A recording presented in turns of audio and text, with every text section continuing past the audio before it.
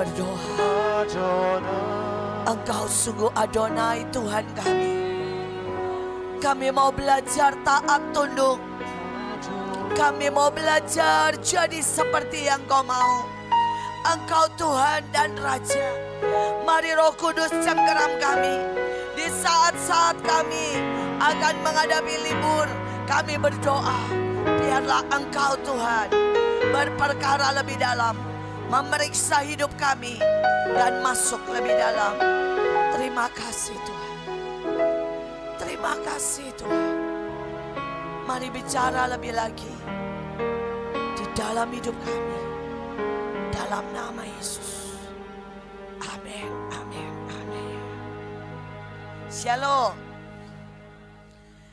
Saudara, mari kita memasuki liburan. Nah, siapa di sini yang liburan? Boleh angkat tangan? Kok yang angkat tangan sedikit? Yang lain kemana ini? Mau Anda? Udah pergi ya? Yang ini di sini yang berjaga-jaga semuanya. Luar biasa. Saudara, walaupun saudara di rumah, santai, saudara apapun, saya berharap saudara, selama liburan ini, saudara pakai banyak untuk berurusan dengan Tuhan. Saudara pakai banyak waktumu untuk hati ini, ya, terkoneksi dan kembali diperiksa sama Tuhan. Supaya pada waktu nanti kita masuk lagi, kita bisa gaspol, kita bisa terbang lebih tinggi, kita bisa melakukan perkara-perkara yang besar. Kita bisa, saudara ya, menikmati lebih banyak lagi dari apa yang Tuhan sediakan. Nah, karena itu mari kita berdoa dan mari kita belajar tentang waspada, ya. Apa saja yang kita perlu waspadai supaya kita belajar mengoreksi hati kita. Mari saudara. Saudara, yang pertama saya ambil saudara adalah dari ayatnya panjang, next. Ya, saudara, ayatnya panjang, tetapi dikatakan begini, hati mereka, ya. Sudah ada yang tadi sana, email, sayang Mel. Punya saya sudah separuh tadi, yang separuh aja Kak. Saya tidak, nah ini saja, terima kasih. Terima kasih. Sayang saudara kalau buang air. Saudara, sekali lagi, hati mereka telah terlatih dalam keserakahan. Mereka adalah orang-orang yang terkutuk, yang paling bawah ya saudara ya. Hati mereka telah terlatih dalam keserakahan. Mereka adalah orang-orang yang terkutuk. Saudara, keserakahan ini hal kecil. Tetapi tanpa sadar ini mengena kepada banyak orang. Saudara, mereka yang punya mobil, mereka pengen mobil baru. Mereka yang punya motor akan pengen punya mobil. Dan mereka yang jalan kaki pengen punya motor. Saudara, dan ini adalah awal keserakahan. Saudara, mereka yang tidak punya anak akan pengen punya anak. Tetapi nanti mereka yang punya anak, saudara ya, akan bilang begini, kenapa anak orang lain lebih cantik, lebih pintar? Kenapa anak saya bandel? Saudara, dan itu adalah akar keserakahan. Saudara, mungkin saudara hari ini sudah dipakai Tuhan untuk main musik saudara. Tapi pada waktu saudara lihat yang lain dan berkata, wih, itu kenapa dipakai ya? Sama Ibu Deborah ya, untuk khotbah. Saudara, dan hati kita ini bukannya mendukung dan berdoa, tetapi hati kita ini saudara kesel. Dan itu adalah keserakahan. Saudara, pada waktu kita tidak bisa melihat apa yang baik dalam hidup kita. Saudara, kita tidak bisa melihat betapa berharganya setiap yang Tuhan taruh dalam hidup kita. Saudara, itu adalah keserakahan. Bukan berarti saudara tidak maju. Tetapi saudara, di tanganmu ini tidak dikembangkan. Tapi sibuk melihat ke langit, istilah saya. Saya punya seorang teman saudara. Saudara, dia bisa masak. Tetapi saudara, dia selalu berkata begini, saya ini gak tinggal di kota besar. Jadi mana ada yang menghargai masakan saya. Saudara, dia pokoknya selalu melihat orang lain lebih mudah. Orang lain punya uang. Orang lain punya pembantu. Orang lain jadi bisa berhasil. Orang lain punya modal. Saudara, dan dia tidak pernah saudara mengembangkan karunia masaknya sampai menjadi ajaib. Tapi saya punya teman yang lain. Saudara, teman saya yang lain ini gak bisa masak. Dia cuma punya modal satu, saudara. Dia itu kalau nyambel, enak tenan, saudara. Saudara, semua bikin sambal tuh pokoknya mantap, saudara. Tapi yang lain gak ada yang spesial. Bikin steak kagak bisa, capcay kagak bisa, saudara ya. Tapi kalau nyambel, mantap sekali. Saudara, dan dia itu selalu bersyukur bilang begini, gak apa-apa, saya ini gak punya karunia masak. Saya punya karunia nyambel, katanya ya. Dan bukankah makanan apa saja, kalau sambelnya enak, jadi enak. Saudara, dan dia mulai, saudara. Saudara, dia beli ayam goreng di pinggir jalan, di pasar yang sudah dibumbuin, yang tinggal sereng. Dia beli tahu, dia beli bakso. Saudara, dia beli apa saja yang sudah ada. Saudara, simple, tempe. Dan kemudian dia, saudara ya, sambelnya. Saudara, dipenyet sama dia. Termasuk saudara kol. Termasuk saudara ya terong. Saudara cuma digoreng kemudian pakai sambelnya. Saudara, dan kalau saudara tahu salah satu, ya sekarang sudah banyak banget franchise. Tapi ayam penyet yang merajai seluruh Indonesia, itu dimulai dari teman saya ini. Seorang ibu rumah tangga. Saudara, sangat biasa. Masakannya yang lain gak enak. Saya sudah pernah nyobain, opornya gak enak, lodehnya gak enak, semuanya gak enak. Yang enak cuma apa? Sambelnya. Tapi dia bisa jualan ayam penyet. Saudara mau tahu hari ini walaupun bersama franchise ya, yang punya dia itu mungkin cuma 4, selebihnya semua franchise. Saudara, sudah ada berapa franchise ya? 200 cabang di seluruh Indonesia. Saudara, ibu yang biasa, lulusan SMA, di hatinya gak pernah mengeluh. Di hatinya gak pernah ada rasa gak cukup. Saudara, malah dia selalu guyon. Kalau orang lain bilang, ya kamu itu ya cuma modal sambal kok berhasil. Itu namanya anugerah. Saudara, teman bilang cuma modal sambal. Saudara, yang lain tuh beli, saudara. Tidak ada satupun yang dia buat. Yang dia buat cuma apa? Sambal. Saudara, yang lain semua beli. Semuanya bilang siapa aja yang mau jualan, dia rasain enak, dia masukin. Saudara, dari dia cuma satu, sambal. Dan semua orang berkata, nasib elu tuh memang enak ya. Dia bilang, memang. Karena saya orang yang diberkati. Tapi ada orang, saya ketemu dengan sangat banyak orang yang punya karunia 10 lebih dari dia. Tapi selalu beralasan, selalu melihat ke atas, selalu ada omelan dan terima berapapun tidak akan pernah puas. Itu keserakahan. Contoh yang lain lagi, ini soal rohani. Saudara, saya punya orang yang di dekat saya, tapi gak nyerap sebanyak orang ini. Ada satu orang yang minta terus baju saya. Sampai mungkin dia sudah dapat 10 dari baju saya, saudara. Katanya minta warisan jubah. Ya, saudara, tapi gak jadi apa-apa. Tapi ada seorang ibu. Saudara, dia tinggal, saudara, jauh di sebuah kota kecil di Bantul sana. Saudara, dia tidak pernah ketemu muka dengan saya. Saudara, dia miskin sehingga yang namanya pulsa saja dia nggak bisa terus dengerin buahnya. Di desanya juga internet mati dan hidup. Tapi saudara mau tahu apa yang terjadi? Apapun yang saya ngomong, dia lakukan. Apapun yang dia tangkap, dia praktek. Saudara, dan hari ini dia punya berapa? 20 rumah singgah.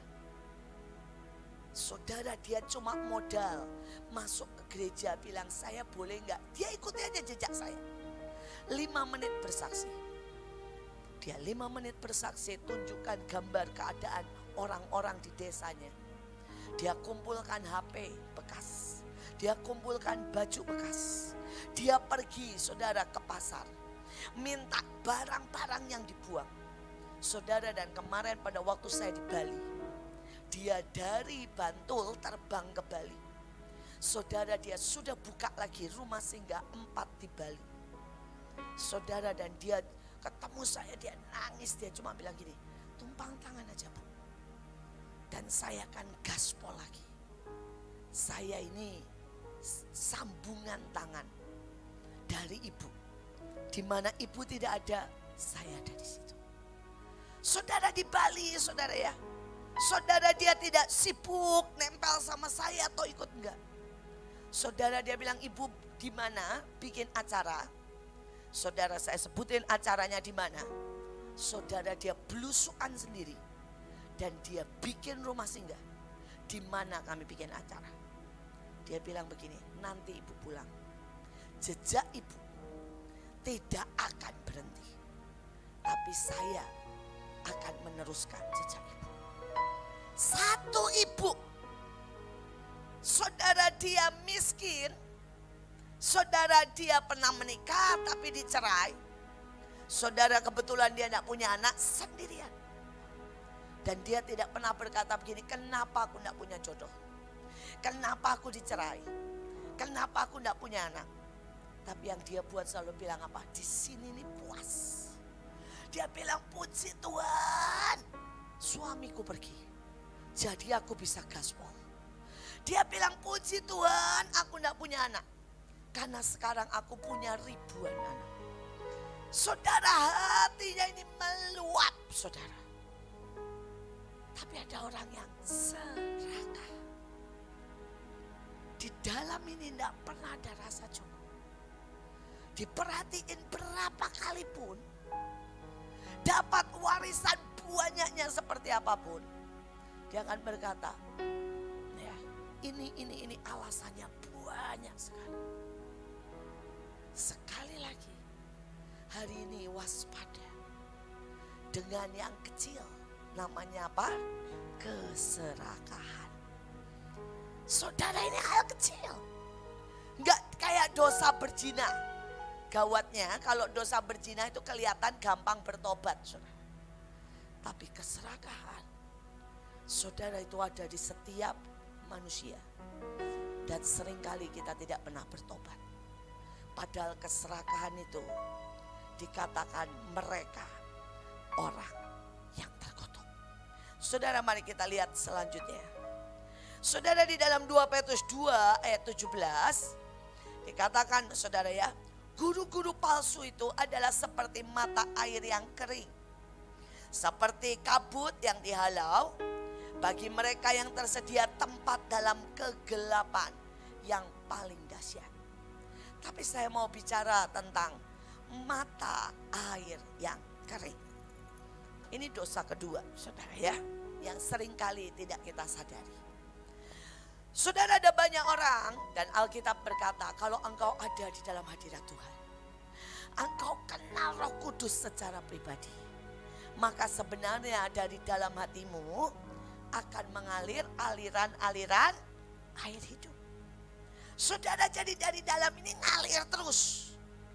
Saudara, sehingga saudara ketemu siapapun, orang itu akan merasa dicintai. Orang akan merasa diberkati. Orang akan merasa kita sentuh saja, saudara, orang itu akan bisa menangis. Kenapa? Ada yang ngalir. Ada yang ngalir. Saudara, dulu Pak Luki itu gak berani khotbah. Pak Luki itu seorang yang sangat pemalu saudara. Saudara, kalau saudara tahu Pak Luki yang sekarang jadi saudara orang nomor 2 setelah saya. Dulu kalau ngomong sama orang itu tunduk begini. Saudara, gak berani. Sangat pemalu, ngomong di depan itu gagap saudara. Tetapi ada satu yang dia buat. Saudara, hari itu setiap pagi jam 4 itu dia berdoa. Dia akan berdoa, nyembah, main gitar. Saudara, itu sampai jam 6. Itu dulu waktu dia masih banyak waktu saudara ya. Saudara, tiap pagi itu dia jam 4 sampai saudara jam 6. Saudara 2 jam itu dia nyembah. Saudara itu setiap pagi. Dan saya itu seringkali syok. Di kebaktian dulu waktu kami awal-awal di Belanda, saudara dia itu kalau nyentuh orang ya dia cuma gini, hai selamat pagi, orang nangis. Terus orang bilang begini, saya tidak pernah rasakan kasih seperti itu. Saudara kadang-kadang dia itu pemalu sekali, tapi kadang-kadang dia bawa bunga. Saudara dan dia beli bunga dan Tuhan suruh dia ketok kamar-kamar, kan kami apartemen ya, semuanya banyak kamar ya. Saudara dan Tuhan suruh ketok dan suruh kasih bunga. Saudara dia sering kali ketok dan kemudian dia kasih bunga. Dia cuma bilang ada Tuhan yang menyintaimu. Itu pun gak sama saudara ya, dengan mata menatap dengan nunduk gini, ada Tuhan, karena malu saudara yang mencintaimu. Saudara dan orang itu bisa sampai nangis. Orang sampai bunuh diri tidak jadi, saudara. Saudara dan orang itu cari alamat di mana Pak Luki, saudara. Itu pergi kebaktian karena mereka cuma mau apa? Ketemu Pak Luki. Padahal Pak Luki nggak pernah khotbah. Saudara, ada beberapa orang agama Islam. Saudara dia cuma Pak Luki cuma bilang begini, Dek, hati-hati ya di sini. Saudara itu ngotot ke gereja, minta dilayani Pak Luki. Dan dia bilang selamanya dia belum pernah rasakan kasih Bapak. Saudara, ini mata air. Ini mata air. Tapi kemudian saudara, pada waktu dia mulai khotbah setiap hari, saudara, kemudian pada waktu saudara ya dia terus saudara dengan semua tanggung jawab. Saudara, tanggung jawab beliau itu semuanya ya. Saudara, hampir dibilang seluruh Mahanaim urusan pernik-pernik detail urusan beliau. Saudara, saya ini cuma urusan visi saudara ya. Jadi kerjaan beliau jauh lebih banyak dari saya. Saudara, saya cuma urusan gaspol, tapi urusan pernik-pernik setiap hari yang kecil semua tugas beliau. Saudara, tiba-tiba tanpa banyak orang sadari, dia tidak pernah menyentuh orang secara khusus lagi. Dan mata air itu menjadi semakin kecil. Saudara, kenapa dibagi dengan banyak orang? Saya tahu dia tidak kering total karena banyak. Saudara, orang masih sangat diberkati. Tapi saya juga tahu pada waktu lahannya makin besar, kalau kita punya mata air ini gak makin banyak, maka setiap orang dapatnya makin dikit, betul kan? Tetapi dalam hidup ini ada banyak orang yang tanpa sadar benar-benar kering. Karena itulah ada hamba-hamba Tuhan yang jatuh. Karena itu ada hamba-hamba Tuhan yang pernah bernyanyi dan berkata take all my life. Tiba-tiba hilang. Mereka yang nyanyi dan bikin lagu Alpha and Omega meninggalkan Tuhan. Mereka yang pernah menyebut dan disebut rasul pergi dan berkata aku tidak terima dan tidak kenal Tuhan. Mereka yang pernah menyembuhkan orang menulis buku farewell God. Wah, tanpa mereka sadari, tiba-tiba mata airnya sudah kering. Sudah kering. Dan Billy Graham berkata begini, kegiatan akan terus berjalan. Tidak akan banyak yang tahu kalau kamu sudah menjadi mata air yang kering. Bahkan sudah ditinggalkan roh Tuhan. Tetapi yang kamu bisa lihat, salah satunya adalah karaktermu. Saudara, kalau kita ini punya mata air, saudara, di dalam Mazmur 1 dikatakan, engkau akan berbuah kalau kita itu setiap hari orang bilang begini, wow, saya diberkati, kamu makin manis, kamu makin berbuah, kamu makin sabar. Saudara, ini berbuah. Saudara, kemudian Mazmur juga berkata, kalau kamu itu tinggal dan ada di mata air, ya, kamu gak pernah kering daunmu. Saudara selalu hijau. Apa artinya? Saudara, seberapapun kita bertemu dengan orang, saudara, seberapapun tenaga kita, ada kesegaran ilahi. Saudara yang ngalir terus, ngalir terus. Saudara, dan di hari menjelang libur, saya berdoa, saudara berdoa. Coba tanya sama Tuhan. Tuhan, aku ini kering, atau aku ini mata air yang membual-bual dan mengeluarkan sangat banyak kehidupan. Saya keliling ke persekutuan-persekutuan dan sebenarnya dengan sangat mudah saya tahu di mana persekutuan yang kering, di mana persekutuan yang hidup, sangat kelihatan. Tapi yang menyedihkan, mereka yang tinggal di dalam persekutuan yang kering, mereka tidak tahu. Itu yang menyedihkan. Saya akhir-akhir ini berdoa dan teriak bilang begini sama Tuhan, Tuhan, jangan sampai anak-anakku ini tidak bisa membedakan antara musik dengan hadirat Tuhan. Hadirat Tuhan itu bukan musik, saudara. Banyak orang itu, dia bahkan tidak bisa bedain hadirat Tuhan dengan musik. Kalau musiknya bagus dan enak, ya, saudara pasang lagu deh, apa aja deh, lagunya enak. Saudara santai. Itu kan bukan hadirat Tuhan. Tapi banyak orang tidak bisa bedakan. Saudara, begitu musiknya enak, suasananya enak, mereka berpikir itu hadirat Tuhan. Saudara, ada banyak orang dan itu menyedihkan saya kalau saudara tidak bisa membedakan antara motivator dengan pewahyuan. Saudara motivator, saudara akan dengar kata-kata bagus, khotbah bagus, yang hatimu bisa berkata, wow, mantap ini.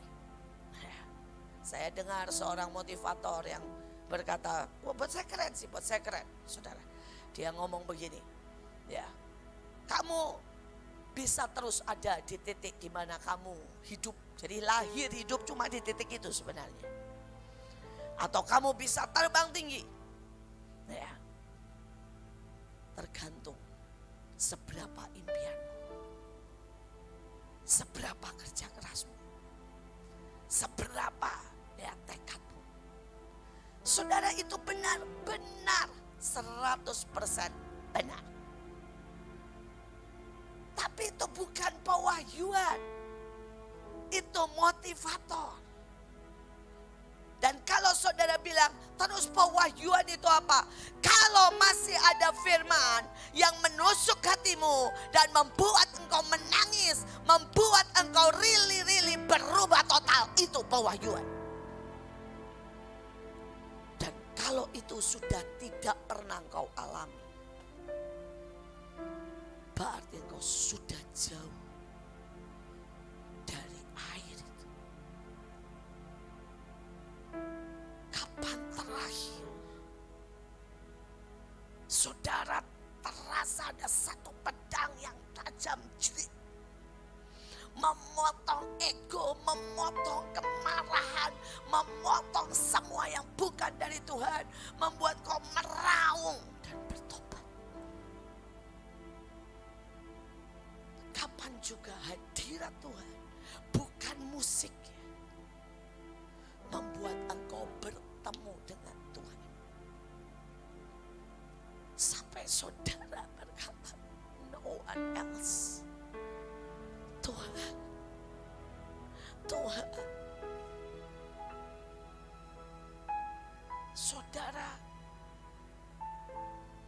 Biar hari ini kita cek and recheck. Apalagi kalau saudara seperti anak-anak STT. Saudara, engkau 7 hari loh dalam seminggu. Saudara dengar firman. Loh, Alkitab berkata loh, orang kenyang menginjak-injak apa? Madu. Madu itu bagus gak? Bagus. Sehat. Tapi begitu saudara kenyang, saudara akan menginjak-injak madu. Semua firman, semua pengajaran gak akan bisa saudara masuk. Itu cuma jadi beban meletihkan. Bahkan untuk saudara gak ngantuk mungkin butuh kopi. Ya, bergelas-gelas. Bukan berarti itu jelek, enggak, itu madu. Tapi Alkitab berkata orang kenyang menginjak-injak madu. Tapi ayatnya berkata mereka yang punya lapar dan haus akan firman Tuhan, merekalah yang empunya kerajaan surga. Saudara, dan ini menjadi pertanyaan kita yang di Jakarta, yang setiap hari pelayanan.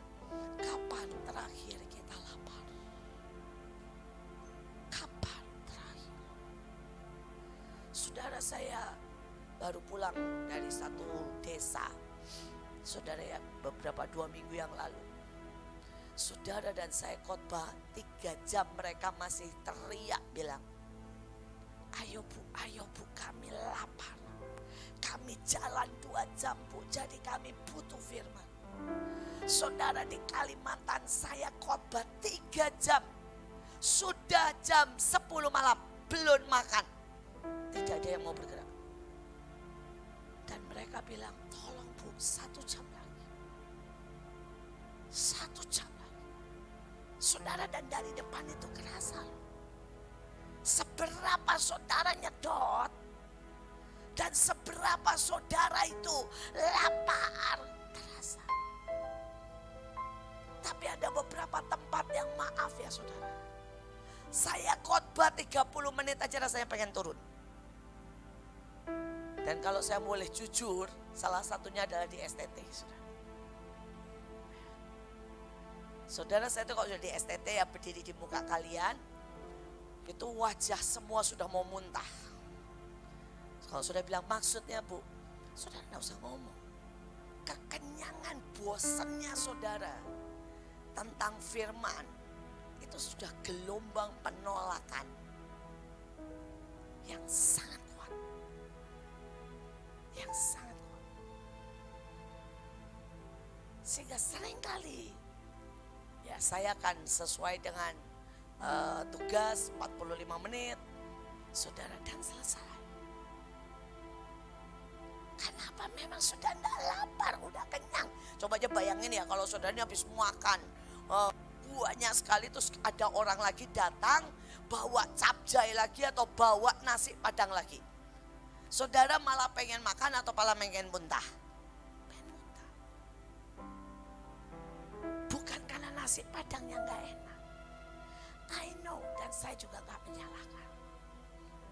Tapi hari ini saya mau berkata, kapan kita benar-benar lapar dan kita bilang, Tuhan tembusi aku. Aku tidak mau makan semua yang di otakku, tapi aku mau makan sesuatu yang di rohku. Tembusi sampai jiwaku ini diberesin. Sampai jiwaku ini dipotong, dikerok, dihabisi semuanya. Dan aku benar-benar masuk jadi yang ilahi. Kalau saudara ketemu dengan orang-orang yang di pedalaman ya, saya tuh sampai bilang, aduh Tuhan, simple ya, ngomong setengah jam, wah sudah pelepasan guling-guling di sini, muntah-muntah. Saudara, saya pernah khotbah saudara ya di Kalimantan, Saya ngomong setengah jam, orang itu melayang, saudara, terbang. Dan dia bilang, Bu, tolong lepaskan. Saya tahu roh di dalam saya bermanifestasi. Kenapa bisa sangat dahsyat? Pak Luki kemana juga baru pulang.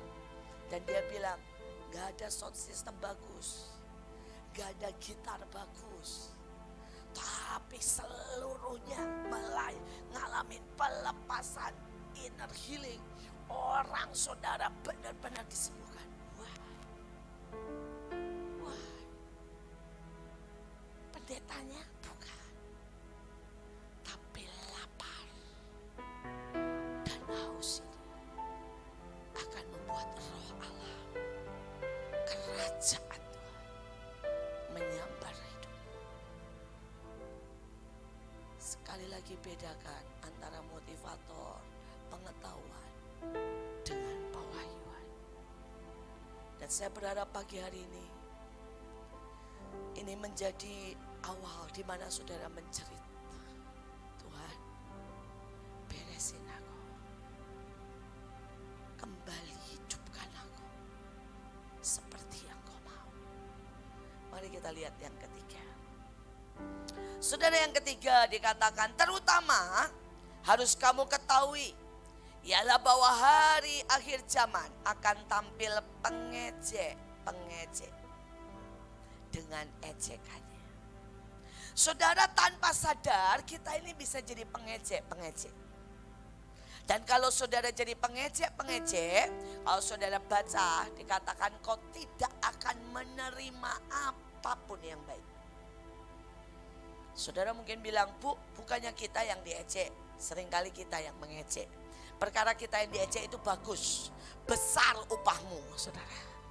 Tapi kalau kita yang jadi pengejek, itu masalahnya. Kita nggak akan terima apa-apa. Saudara mungkin bilang, Bu, bagaimana? Misalnya nih ada orang lagi nyala-nyala.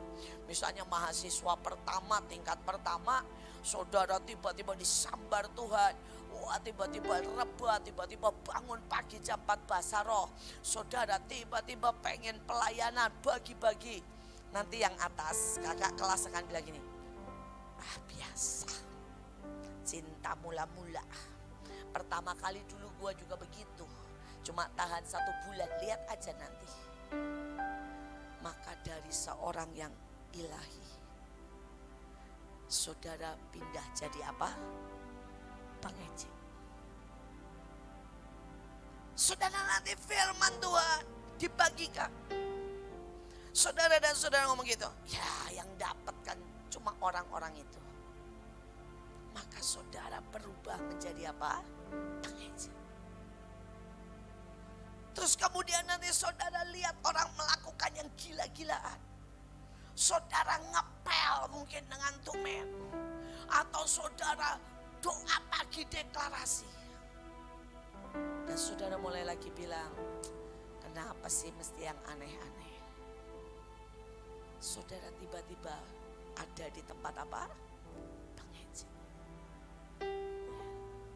Dan Alkitab berkata pengejek tidak akan dapat apa-apa. Saudara, ini pada waktu ke Bali sangat banyak pengejek. Saudara, ada beberapa yang berkata, buat apa?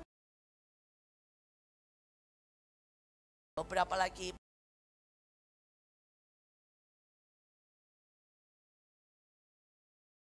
saya toh nggak di sekali. Saudara, dia ini, ibu ini cuma punya warung kecil, ya, warung kecil, saudara, di depan rumahnya. Saudara, dan ibu ini tidak pernah ada yang minta. Tetapi saudara, dia bilang begini sama saya. Setiap kali kan Ibu Iren ngumumin, ya, kita semua ngumumin bahwa yang mau ke Bali setidaknya atau mau isi cawan setidaknya Selasa dan Jumat, ya, hadir di Maligai. Saudara, ibu ini dari awal hadir. Dan ibu ini ngomong begini, rumahnya itu nggak di Bekasi loh, saudara. Rumahnya itu antara Jakarta dan Bekasi, di daerah Harapan Indah sana. Saudara, pagi gitu hadir pertama kali nih. Saya ngomong begini, Bu, ibu mau ke Bali, Dia bilang begini, kemungkinan enggak. Justru karena kemungkinan saya enggak, karena saya enggak punya uang Bu, saya akan isi cawan benar-benar. Saya mau ikut andil. Kemungkinan enggak. Dia bilang saya enggak ada uang. Saudara dan ibu ini adalah salah satu yang tidak pernah bolong. Saudara, pada waktu coach bilang semua yang ke Bali puasa 7 hari. Saudara, dan kita coach bilang puasa Mahanaim saja. Saudara, saya ketemu ibu ini kebetulan jam makan siang dan saya bilang, Bu, kok enggak makan? Saudara, jadi di kantin waktu itu ada acara apa ya, pelatihan atau apa saya nggak tahu lah. Saudara, yang lain makan, ibu ini baca firman di kantin. Teman-temannya kiri kanan semua makan. Saudara, dia baca. Saudara, dan saya bilang sama ibu ini, Bu, kok enggak makan? Dia bilang begini, Bu, kalau saya puasa Mahanaim itu enggak kerasa buat saya. Saya biasa banget Bu, enggak makan sampai jam 12. Jadi saya harus puasa Esther atau minimal puasa 24 jam baru kerasa. Terus saya tanya, jadi ibu puasanya apa? Dia bilang saya puasa 24 jam, cuma makan 1 kali setiap sore. 1 gelas minum apa adanya, dan dia makan 1 kali setengah jam. Setelah itu saya sambung lagi. Saya sampai, kita yang mau pergi ke Bali enggak? Terus saya bilang, aduh Bu, ibu hebat banget. Saya yang mau ke Bali aja gak bayar begitu. Dia bilang apa? Justru karena saya gak bisa ke Bali, saya harus bayar ekstra. Saudara, ini orang bukan pengejek, saudara bisa mengerti. Tapi ada banyak pengejek yang bilang, alah apaan sih, puasa lagi. Saudara, hanya saudara nyebut puasa lagi, itu sudah pengejek. Memangnya mesti isi cawan lagi, itu aja udah pengejek. Dan yang pengejek tidak terima apa-apa. Saudara, dan yang ajaib dari ibu ini, saudara, akhirnya karena lebaran mungkin ya, saudara, saya juga, tapi pasti karena berkat Tuhan, saudara, dia omsetnya naik. Toko di tempat dia itu naik. Sampai dia bisa punya uang, saudara, 3 juta. Dan 3 juta itu dia bilang, Bu, sepakat ya dengan saya dapat tiket ke Bali. Saya bilang sepakat Bu, dapat tiket ke Bali. Saudara, maka singkat cerita dia berangkatlah ke Bali. Saudara, dan dia tidak cuma berangkat ke Bali, dia bawa sampai 100 kilo. Saya nggak tahu tuh bawanya gimana. Saudara, ya 20 kilo dimasukin, yang lain dia tenteng dengan susah payah. Saudara, semua barang di kiosnya itu dia coba bawa. Jadi dia bawa permen, dia bawa mie instan, dia bawa, saudara, kopi saset. Pokoknya apa aja lah barang yang masih ada di kiosnya, dia coba bawa dan dia bagi-bagi di Bali. Saudara, singkat cerita, saudara, dia pulang dari Bali ketemu saya, dia bahagia banget. Dia pergi juga ketemu saya, dia bahagia banget. Dia teriak-teriak begini, peneguhan sama Ibu Panglima 1 pesawat. Ya, saudara, buat dia apapun wow, buat pengejek apapun nothing. Saudara bisa ngerti? Saudara, buat dia cuma ketemu saya, saudara, cuma ketemu saya di airport gini, Bu, ibu naik apa? Saya naik batik. Wah, sama Bu, jamnya jam 4 pagi itu kami. Ya, jam 4 pagi. Saudara, dia langsung gini, yes. Peneguhan. Itu pasti kalau ada pengejek gini, apaan sih peneguhan? Cuma sepesawat. Saudara, dan begitu masuk, saudara, dia ngomong lagi sama saya, WA Mas Yan, Bu, peneguhan. Saya bilang apa? Dia bilang, Ibu dengar gak tadi? Ya, mereka bilang diumumin gitu ya. Saudara, pas kebetulan pada waktu itu mungkin karena dekat lebaran, kita akan berangkat ke Bali, dan kemudian dibilang Bali terbuka bla bla bla. Pokoknya ngomong begitulah saudara ya, yang bagus-bagus lah tentang Bali. Saudara, dan saya enggak juga terlalu mention atau perhatian, tetapi dia sangat memperhatikan.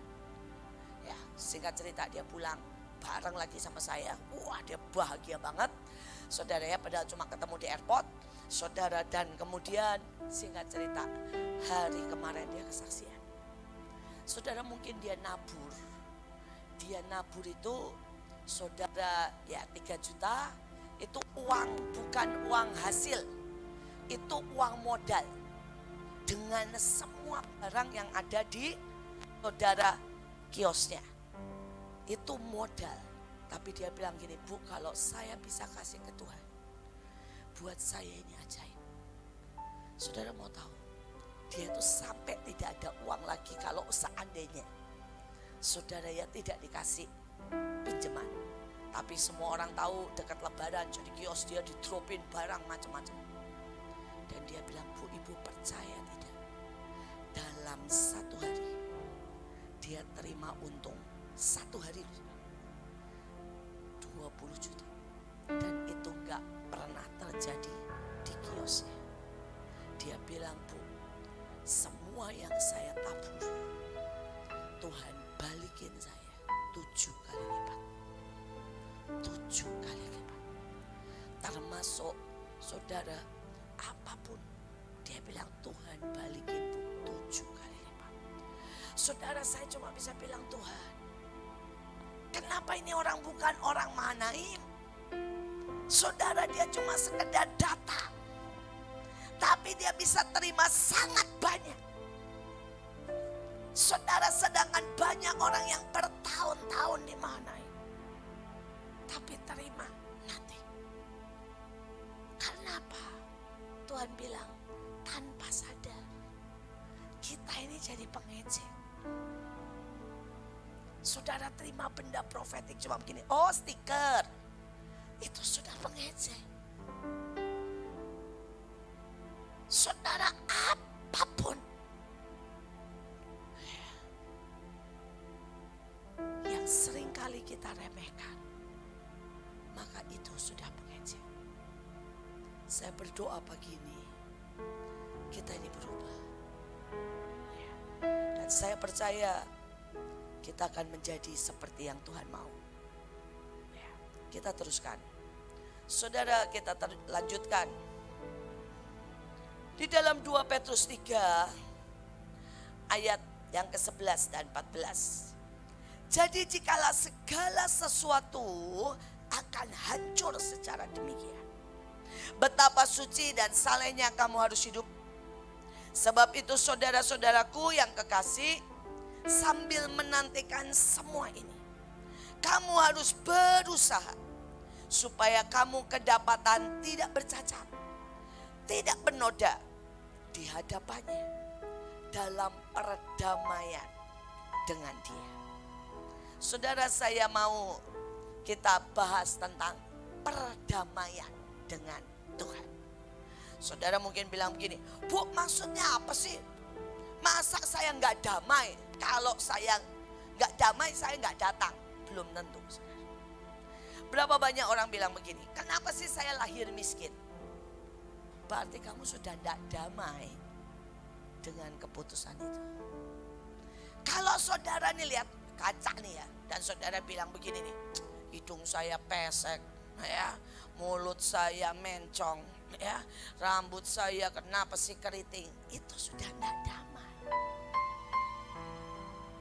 Coba saudara ya, bisa nggak saudara benar-benar damai dengan melihat semua karya Tuhan dalam hidupmu dan berkata, Tuhan, terima kasih ya, rambut keritingku ini ya, indahnya luar biasa. Ya. Ini tanda Pangeran Timur. Saudara ya, kalau buat Samuel ya, Pangeran Timur yang sangat menawan. Saudara, bisa nggak berdamai untuk semuanya? Ini ada satu anak, saudara, dia itu mukanya bintik-bintik. Ini kejadian sungguh dan ditulis, saudara ya. Saya dengar kesaksiannya lucu, tapi buat saya selalu membuat saya berkata, kalau kamu berdamai beda. Saudara, dia mukanya titik-titik, terus kemudian rambutnya keriting, hitam, saudara. Dan kemudian saudara giginya putus satu, jadi bolong itu di tengah ya. Saudara, dan di depan lagi. Saudara, semua orang bilang dia itu jelek. Saudara, semua orang. Tapi setiap kali dia ngomong begini, saya dicintai Tuhan. Anak ini anak sekolah minggu 6 tahun. Saudara, dan dia sangat yakin dicintai Tuhan. Dan dia bilang begini, aku gak peduli kok. Orang mau ngomong saya jelek, keriting, titik-titik, bopeng. Padahal titik-titik karena memang saudara ya kena matahari atau apalah. Tapi orang bilang bopeng, dia bilang aku dicintai Tuhan. Dan dia selalu ngomong begini, aku itu minta apa saja ya, aku dicintai Tuhan. Saudara, tapi orang selalu mengejek dia. Dan dia miskin. Hari itu saudara, ini zaman saya kecil ya. Saudara, Coca-Cola itu the best in the world, saudara ya. Kalau sekarang kan udah enggak ya. Kalau dulu tuh anak kecil semuanya pengen banget, saudara, bisa merasakan Coca-Cola. Jadi kalau ada orang lihat minum Coca-Cola apalagi dingin dari lemari es, itu rasanya orang paling kaya. Saudara, dan anak ini, saudara, dia ngomong dengan Tuhan gini, Tuhan, saya itu kan dicintai ya sama Tuhan. Tolong buktikan ke semua orang bahwa saya dicintai.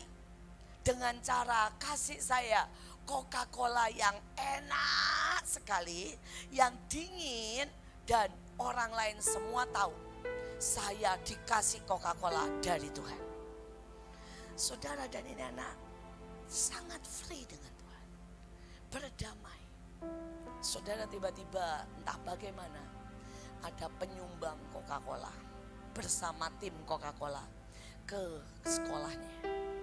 Dan semua anak dapat Coca-Cola yang gede itu size-nya dengan es dan Coca-Colanya ya, saudara. Dan dia minum, dan waktu dia minum anak lain terima cuma gini, terima kasih, biasalah ya saudara, karena dia merasa itu Coca-Cola dari Tuhan.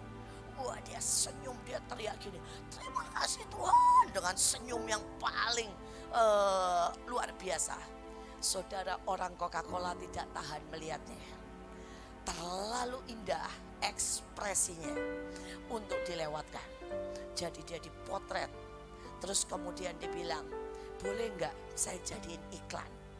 Saudara, dan itu tiba-tiba foto dia dengan Coca-Cola terima kasih Tuhan, saudara, muncul di seluruh dunia.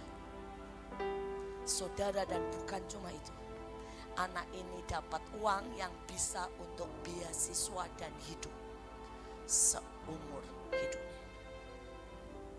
Saudara bisa bayangkan. Dan dia berkata apa? Tuh kan, gara-gara rambut keritingku, mukaku, dan gigiku, aku terpilih.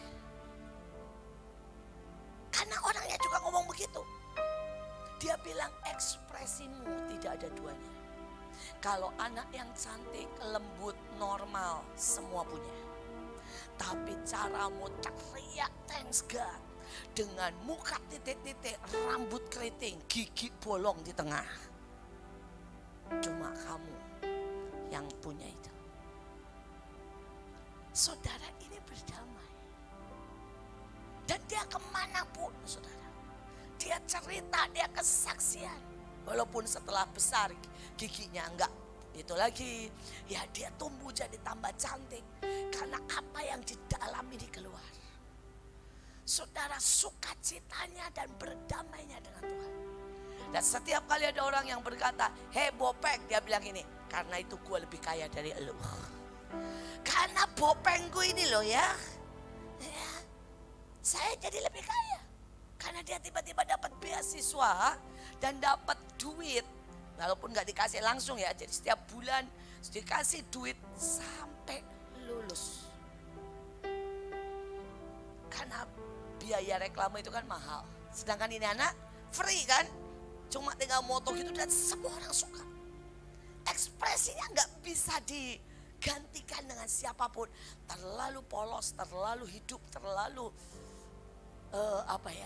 alami, sejati. Nah, tapi banyak orang emang gak pernah keluar sukacitanya. Karena gak pernah berdamai. Saudara, mereka mengalami sangat banyak. Saya punya teman seorang ibu. Dari seorang pelayan Tuhan yang keren banget. Dia punya anak dan anaknya meninggal. Saya ketemu lagi beberapa waktu yang lalu, kurus kering, sudah kayak mau mati. Tidak pernah lagi mau kebaktian. Dan dia bilang, kenapa Tuhan biarkan itu terjadi? Ini gak pernah berdamai. Saya tidak tahu ada apa dalam hati kita yang kita tidak puas dengan Tuhan.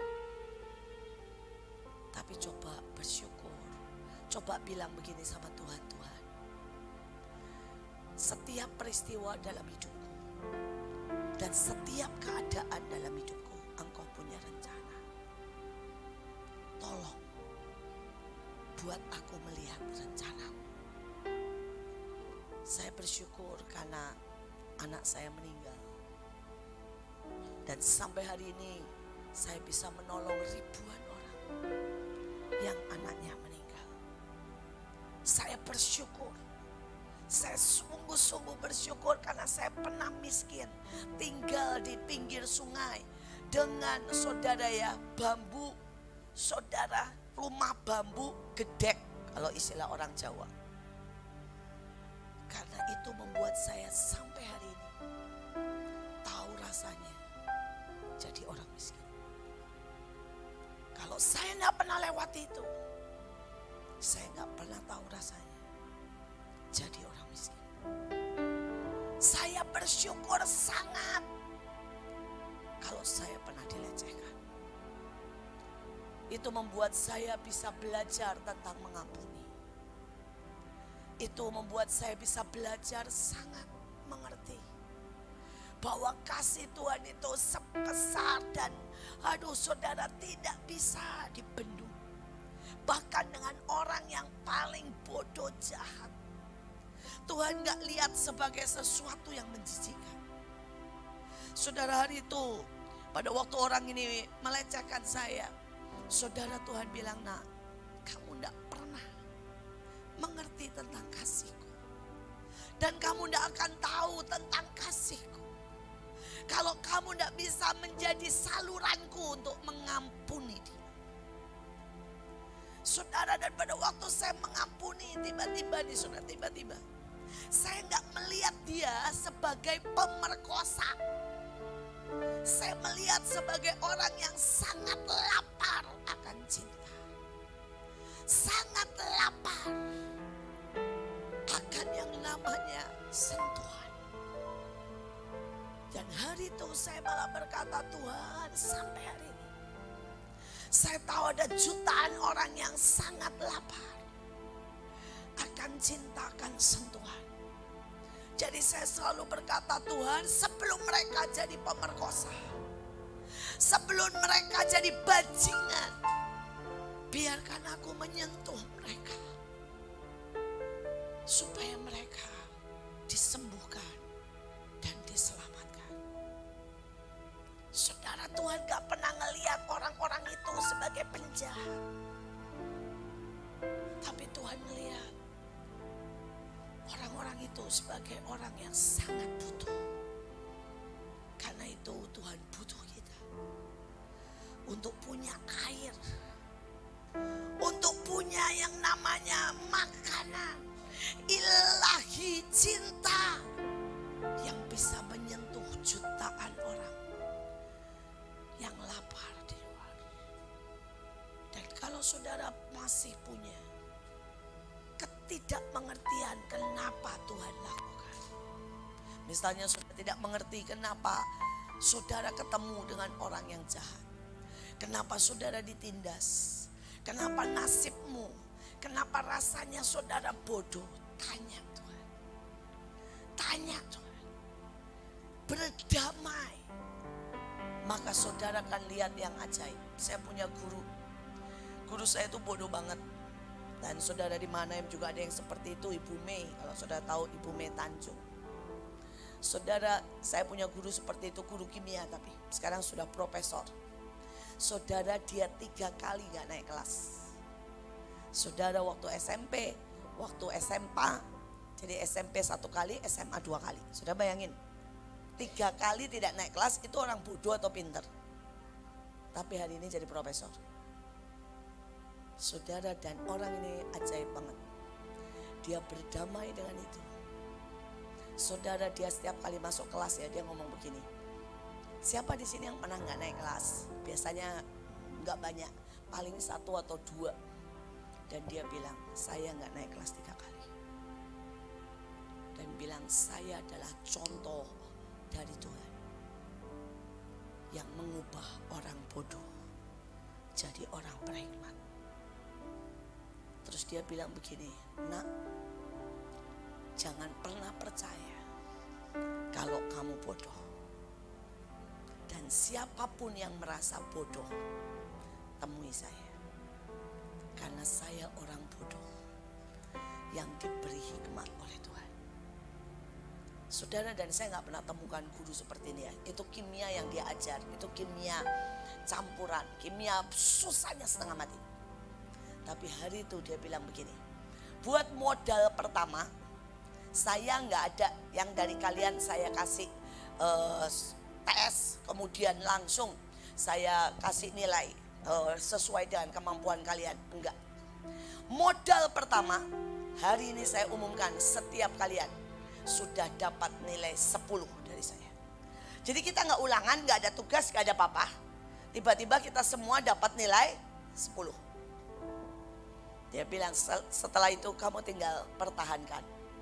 Kalaupun kamu goblok gak bisa belajar, dapat 5, tenang aja. 5 tambah 10 rata-rata masih 7. Dia bilang tenang aja, pokoknya semua kamu sudah dapat modal 10. Saudara mau tahu gak? Itu pelajaran tersulit. Selama ini nilai semua 4-3 dipegang guru itu. Semua anak 8, 9, 10. Dari anak yang paling goblok tiba-tiba pintar. Saudara, saya ini gak suka kimia. Buat saya ngapalin kimia tuh ya, alkali ini, walah. Saya mendadak saudara, 9 plus hampir 10 nilai saya. Saudara, guru ini menawan seluruh murid. Karena apa? Dia tahu artinya bodoh. Dia gak pernah maki satu anak pun. Dia gak pernah bilang itu pertanyaan bodoh.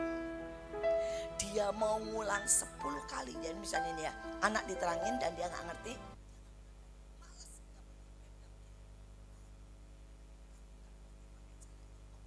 Cariin cara lain. Terangin pakai cara lain, tetap gak mudeng. Dia bilang gini, oke, kita ke rumah. Saya akan buat cara sampai kamu mengerti. Saudara, bisakah kita ini ngerti? Apapun yang Tuhan biarkan dalam hidup kita, sebenarnya Tuhan punya rencana indah. Tapi apakah kita mau berdamai dengan itu? Guru ini salah satu yang berkata sama saya, berdamailah dengan kekurangan.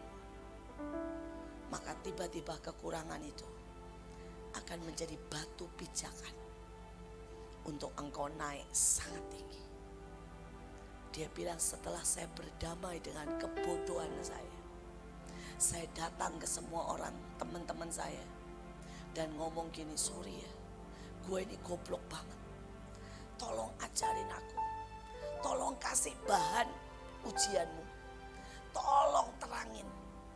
Dia bilang mendadak hari ini saya menjadi profesor.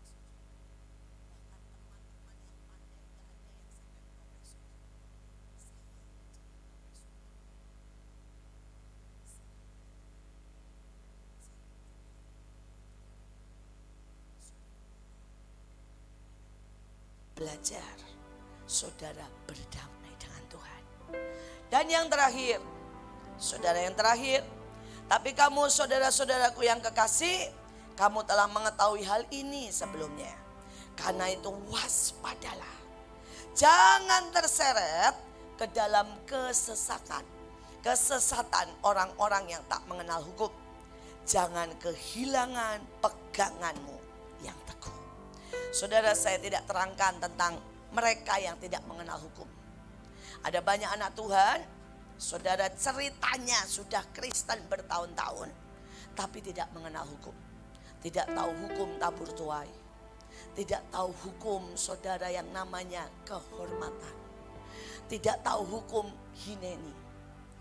Saudara tidak tahu hukum yang namanya hukum iman.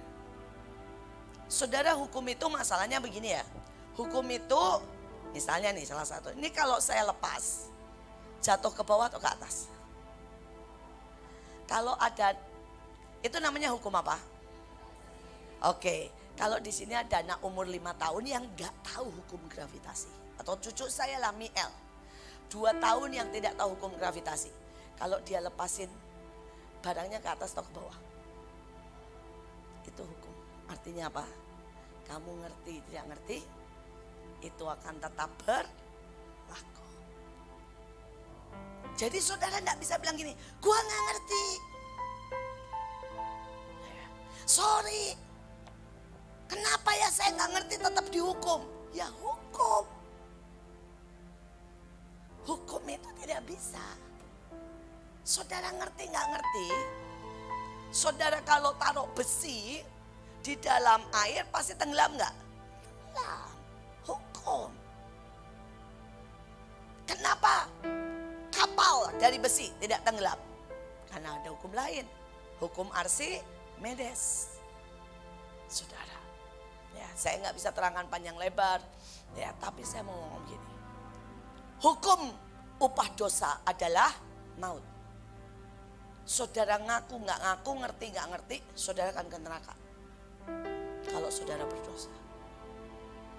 Tapi ada hukum lain yang bisa membuat kita lolos. Kalau kamu mengaku, kamu diselamatkan. Persoalannya ada banyak orang berdosa dan dia tidak pernah apa?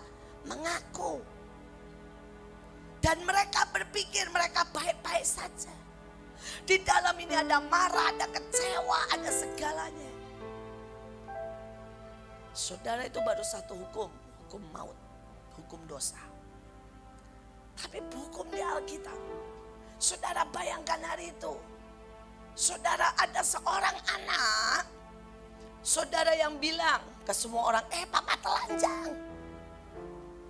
Dan seluruh keturunannya terkutuk. Saudara, ini hukum apa yang tadi saya sebut? Hukum kehormatan. Tapi banyak orang gak sadar. Seenaknya ngomong gini, tahu gak pemimpin gue? Mualesnya minta ampun. Tahu gak sih pemimpin kita itu gobloknya. Dan mereka tidak tahu ada hukumnya. Hukumnya terkutuk. Saudara, Miriam itu kakaknya Musa. Musa sayang banget. Saudara, Miriam juga sayang banget. Tapi waktu dia ngomongin di belakang tentang Musa, Miriam kena kusta. Hukum kehormatan. Saudara berkata di perjanjian baru ada, hormatilah ayahmu dan ibumu. Dan Yesus bilang, kalau engkau tidak menghormati mereka, bahkan kamu bilang bahwa uang untuk mereka sudah dikasih untuk pelayanan, terkutuklah engkau. Ada enggak ayatnya? Ada. Itu hukum kehormatan. Saudara, bahkan kalau dengan pemimpin dan pemimpin marah itu ada alasannya. Dan hukum kehormatan harus membuat engkau introspeksi, bertobat, minta maaf sama pemimpin. Tapi kalau engkau ngeyel atau beralasan dan tidak minta maaf, maka hukumanmu tetap jalan. Ini hukum. Makanya pada waktu Hagar lari, Tuhan bilang apa? Balik, biarkan dirimu ditindas. Saudara, makanya kalau saudara baca di perjanjian baru, ada hamba yang lahir, Ada yang lari sama Paulus dibalikin nggak? Dibalikin. Hukum. Saudara. Tapi banyak orang yang tidak mengerti hukum. Dan menyalahkan Tuhan. Menyalahkan orang. Ini disebut sesat. Saya berdoa saudara bertobat dan mari dalam liburan ini banyak belajar. Tetapi saya mau tekankan yang terakhir, jangan kehilangan peganganmu yang teguh. Saudara, kita tahu dalam segala perkara ada Tuhan. Saudara, dan Dia adalah pegangan, Dia segalanya, Dia adalah juru selamat. Dan saudara, nanti ke depan apapun, mungkin ada tawaran uang, ada tawaran pekerjaan.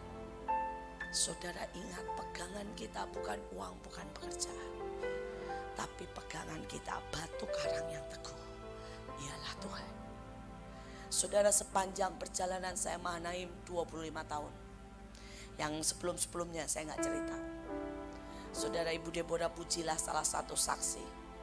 Saya ditawarin saudara untuk jadi gembala sidang dan meninggalkan Mahanaim. Mungkin sudah 10 kali. Saya ditawari untuk berganti saudara visi. Mungkin sudah 10 kali.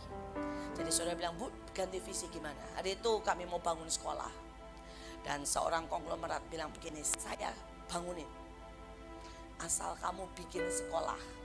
Bukan buat orang bodoh, bukan buat orang miskin, bukan buat orang kurang ajar, tapi buat the best.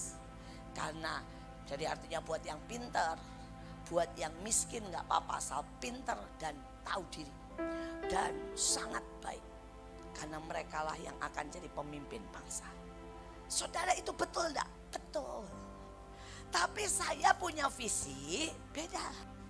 Visi saya goblok, saudara ya, saudara miskin dan kurang ajar, jadi satu di satu orang. Itu yang pertama kali saya tolong. Nah, itu visi saya. Karena Tuhan bilang, sekolah yang seperti itu yang gak ada. Saudara, dan saya lebih dari 10 kali. Donatur bilang gini, saya tolong, saya bikinin sekolah, Bu.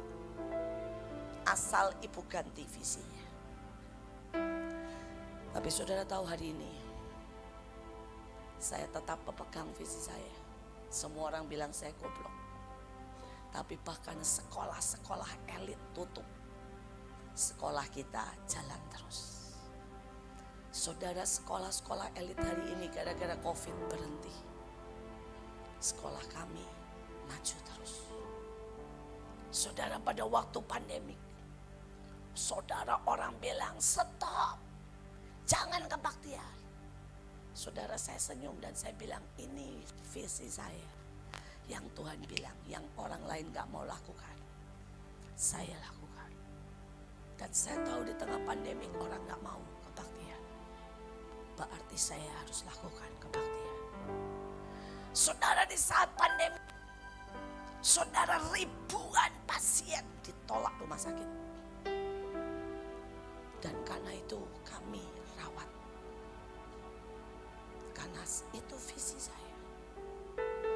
Apa yang tidak dilakukan orang lain, kami melakukan. Dan sampai hari ini, saudara, hari itu ada hal yang lucu. Waktu itu belum vaksin, belum ada macam-macam. Saudara, dan ada pemeriksaan darah karena mau saudara donor darah. Jadi pada waktu zaman pandemik tinggi-tingginya, donor darah dibutuhkan, gak ada yang mau donor darah, mereka ke Mahanaim. Tetapi mereka kasih satu prosedur beda. Semua harus dites darah dulu. Ya, yang mau buat apa itu? Yang mau buat donor supaya jangan menularkan. Saudara, pada waktu dites, saudara, kita itu antibodinya semua di atas rata-rata. Singkat cerita, misalnya nih ya, mentok antibodi, saudara gak akan bisa sakit misalnya ya 100%, kita itu semua 98. Padahal orang normal setelah divaksin aja cuma 60. Kita itu 98, 94, paling rendah 95, saudara. Saudara, sampai itu dokter ngomong begini, kalian ini sudah divaksin 3 kali atau berapa? Sangat tinggi. Bahkan antibodinya cuma mencapai. Ini bagaimana kalian semua bisa 95 ke atas? Diam-diam jangan cerita ya.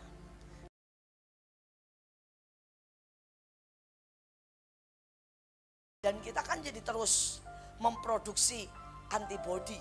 Saudara, sampai dia bilang,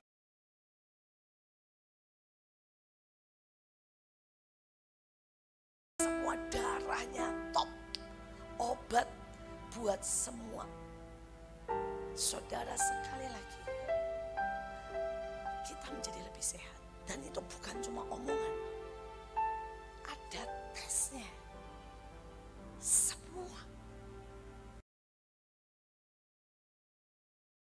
ikut jalan Tuhan, bukan jalan manusia. Apakah kita berpegang pada yang teguh itu, atau kita berpegang pada maunya kita?